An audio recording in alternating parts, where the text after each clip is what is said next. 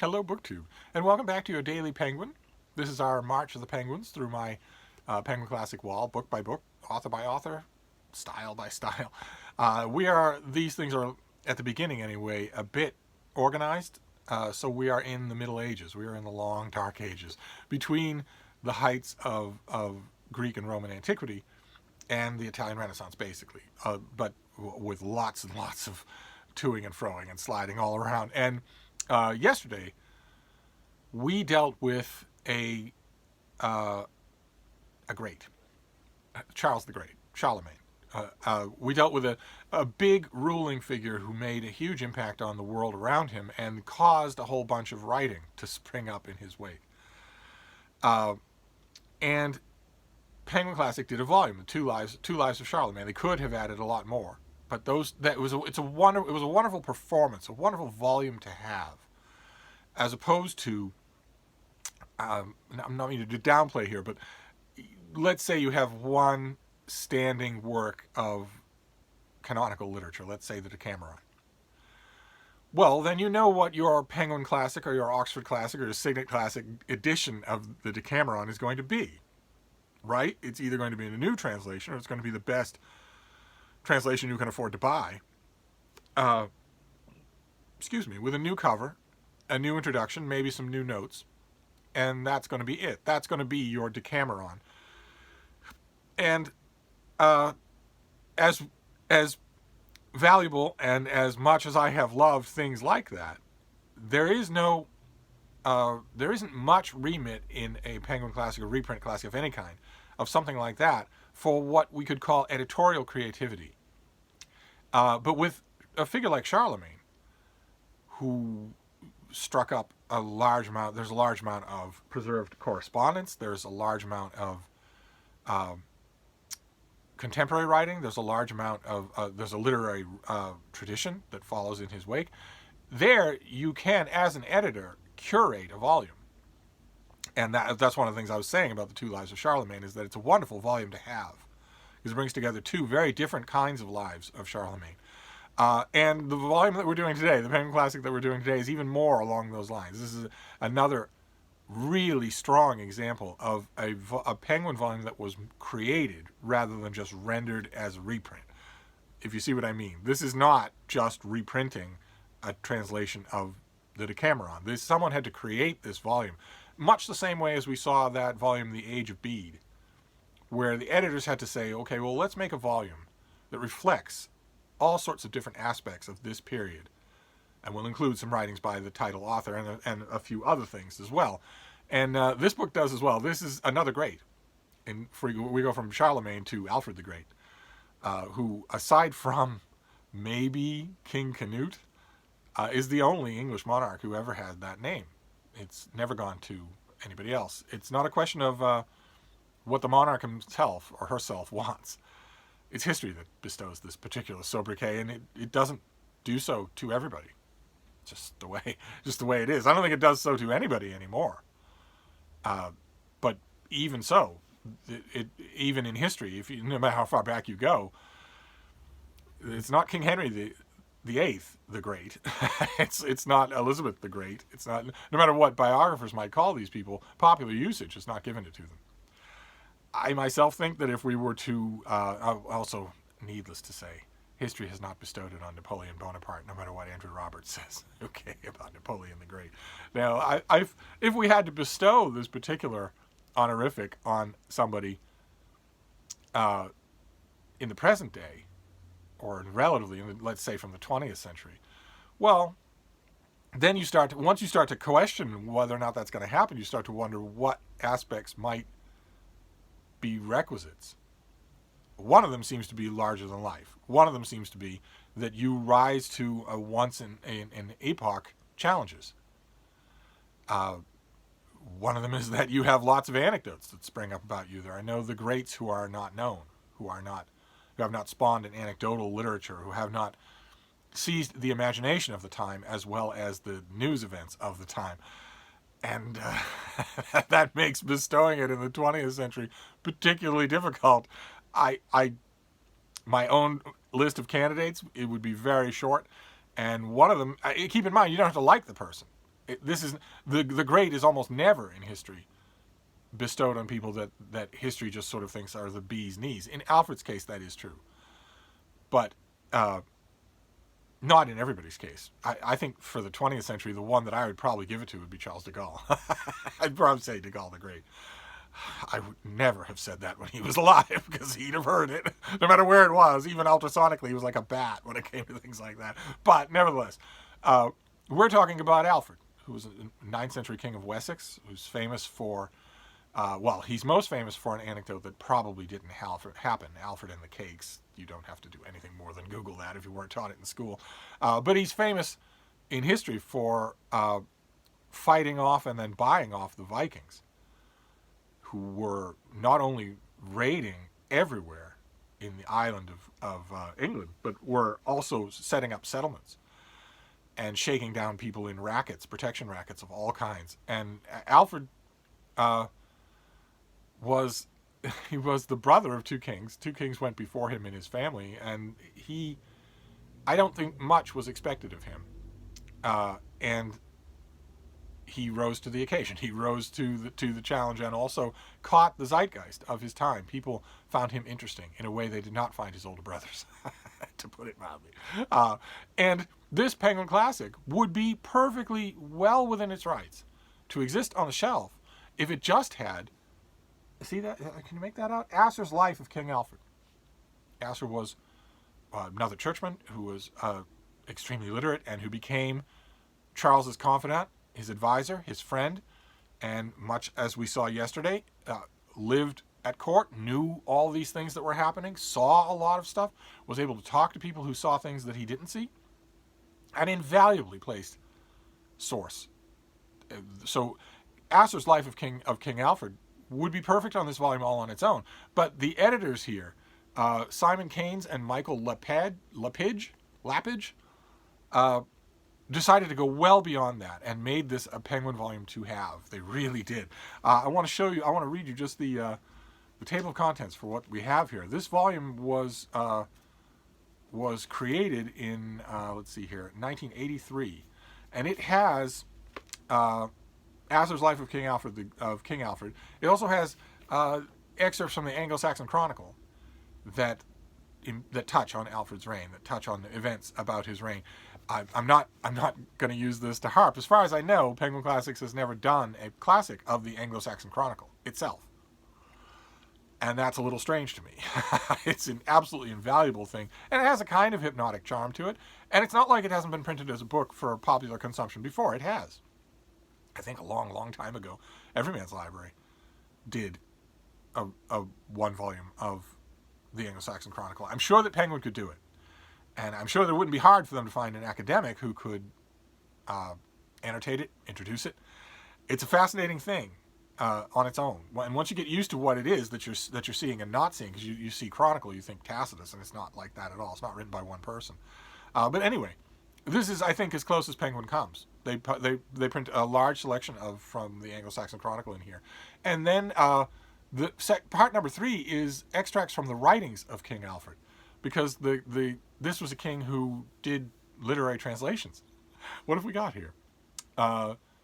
Translations from Gregory the Great, from some of his writings, but also from St. Augustine, and I wonder if, is it in? Yes, Boethius' Consolation of Philosophy, which we have not gotten to on our March of the Penguins, but we will. And Alfred the Great, because this is not, keep in mind what I said yesterday, I think it was, I have resisted the urge to go at this as a class syllabus, because that is not what this is. This is still a shelf tour. Entirely idiosyncratic, entirely personal, entirely impressionistic. If I were doing this as a course, then I would be doing this in order. Because as I've often said, we learn to read before we learn to write. All literature is linear. So it doesn't make any sense to study. It wouldn't, if we were studying, if this were a syllabus, it wouldn't make any sense to study someone first and then afterwards study someone that he studied and that he translated. We're just not doing it that way. I'm not doing it that way for your Daily Penguin. So we have excerpts from his translation of Boethius, and then miscellaneous sources for the reign of King Alfred is the 4th part. Extracts from the laws that he wrote or caused to be written, treaties, the will of King Alfred, and a whole bunch of other things in here that make this and just an invaluable volume to have if you're reading up about King Alfred the Great in English. Just invaluable to have.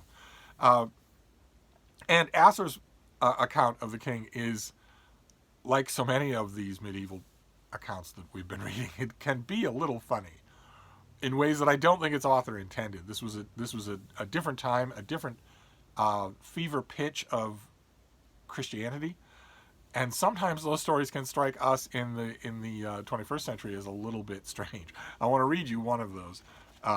It's a bit long, but I think you're going to like the payoff. Let's see here. Now, on a previous occasion, when by divine will he, that is Alfred,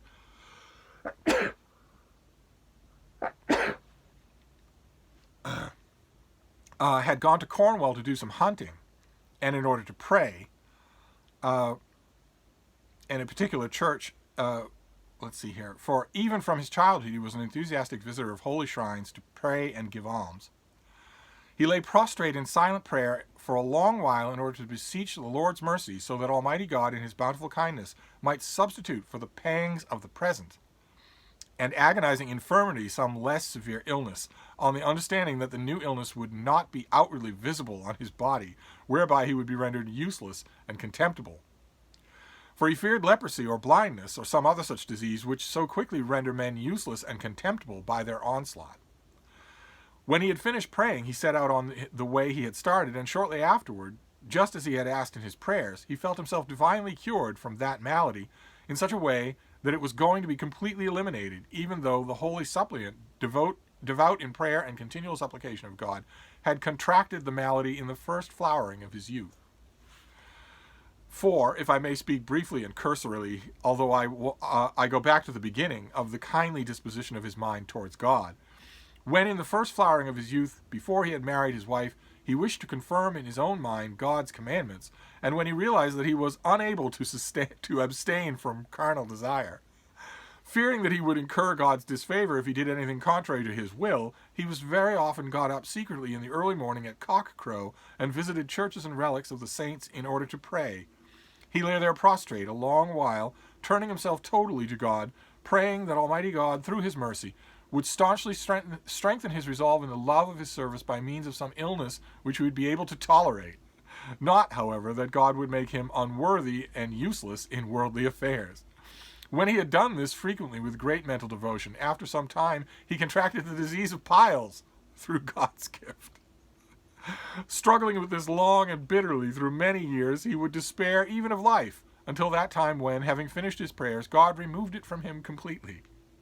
But alas, when it had been removed, another more serious illness seized him at his wedding feast, as I have said, which plagued him remorselessly by day and night from his 20th year until his 45th. And if at any time, through God's mercy, that illness abated for a space of a day or night or even an hour, his fear and horror of that accursed pain would never desert him, but rendered him virtually useless, as it seemed to him, for heavenly and worldly affairs. It's a little glimpse into the way kings thought in an age where they were the absolute rulers of the world around them, but they were anointed by God, and God could do what he wanted with them. There we have Alfred praying for a disease to smite him as requisite for his uncontrollable carnal desires, and getting piles, and being afflicted with them for his whole life, until he subsequently prays for maybe something a little less troublesome, not to be cured, just a little less troublesome, not leprosy or anything. It shows both the credulousness and also the heartlessness of Alfred's era of Christianity. And you have to think about all the public figures who were in the same position. Just they had no one to turn to. There was no medicine, so they had no one to turn to except this. And you think about a good, believing Christian king like Baldwin in Jerusalem, who did contract leprosy, and had these were public people. But the one thing that I want to underscore about that story, because you notice the story is that Alfred laid prostrate, just flat on his face, arms out in the crucifix position, face down, on the floor of a little known church, and begged God for a relief from his illness, for swapping it for something maybe a little more mild. And remembered, obviously, we're not told that he did, but I'm getting to that. Remembered from that a previous church visit when he was very young, in which he laid prostrate and begged for an affliction to compensate for his impure thoughts. The thing that I like about that scenario, and it occurs all throughout Asser's life, is that has to be learned from the king himself. That has to be. There wouldn't have been anyone else there, and even if there had been, no one would have known what he was talking about, and the last thing he would have mentioned, none of it would have. He confessed it. He confided it to Asser. You know that for a fact. It's the kind of awkward personal thing, positive or negative, they occur in both tempers all throughout this book, that had to have come directly from the king. And I love that. I love reading between the lines in this book. Absolutely love it. More Asser's part of this book than any of the rest of it. The rest of it is interesting historically. But the main reason that I praise the rest of it is because it makes this a great volume on Alfred to have. Until you move on to Douglas's biography of him, which I don't think mentions this book, but doesn't need to, because Douglas is dealing with all of the primary sources, and his is a definitive biography of Alfred. So that is your Penguin Classic for today. It's a different world, and it's an amazing thing to have a direct, personal, contemporary, eyewitness person who is writing all of this stuff down in the direct orbit of a king that he knows is epical, that he knows is consequential. That's a luxury that we get. We start to get that now in the so-called Dark Ages. That's when we start to get that. That is such an incredible rarity before this that we'd give our eye teeth for it. Imagine if we had a book like this written by the Emperor Augustus's major domo. Imagine if we had that. Anyway, that is your Penguin for today. Alfred is well worth knowing. He comes through. Asser is a very, very good portrayer of personality. He has to strike those pious notes. He has to constantly stitch things back to the favor of God because they lived on the lip of utter annihilation. But Asser is also really good with the personal details, and he has obviously been favored with a lot of personal information from the source. So this is worth reading, very much so. And this translation, this edition, I've never wanted another one. Sorry. Somebody is making her bed. Bean, what are you doing? So none of you are paying attention to Alfred anymore. Sorry about that. So anyway, your Penguin today is a recommend. I once again haven't checked to see if Penguin still makes this, but it's worth finding even if they don't. So I'm going to wrap this up. I'm going to wrap this up and see if I can be any help to a certain impatient little one. But I'll be back. Thank you, BookTube.